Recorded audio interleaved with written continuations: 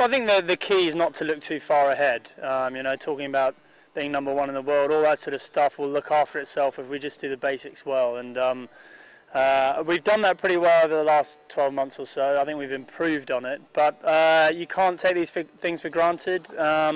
Obviously, it's nice to kind of read nice things about yourself in the press and know that you've played well in a test match, but it counts for nothing tomorrow morning, and that's something that I'll be reminding the players of. They know it anyway, and they're very determined to play well this week. And there's always that kind of slight propensity to take your foot off the gas a bit when you've won and congratulate yourself and tap yourselves on the back.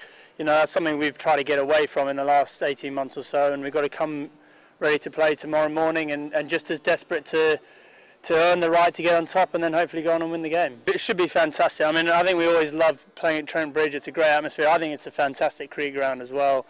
And the wicket usually is a very good wicket for Test cricket. There's lots of runs in it, but if bowlers bowl well, they should get their rewards as well. So we're expecting, you know, I think the weather's meant to be good. There should be a full house here. Just the sort of atmosphere you want to play a game like this in.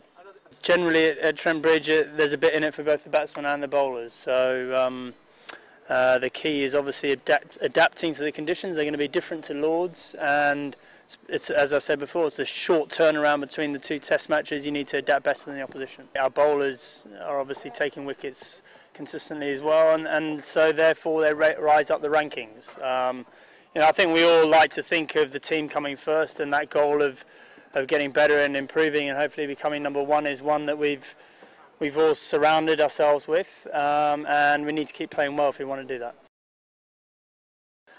Well, I think he's added an extra dimension to our bowling. You know, just physically, he's a big, strong lad, gets a lot of bounce. He's very accurate, and most batsmen that have faced him have found him hard to line up, and certainly hard to know which balls to play and which ones to leave. So, you know, he's been the kind of one of the real fulcrums of our success recently. But we've got good strength in depth, and if Tim Bresnan plays, you know, we saw what he did in Australia. He's got a lot to offer as well. You know, I remember, you know, last time we just narrowly missed out on winning at Lords, and then got surprised here pretty early on in that second test match and never recovered from that. So we won't want to be repeating those mistakes. As I said, we're expecting India to come back strong. We've got to be ready for it and hopefully able to withstand that.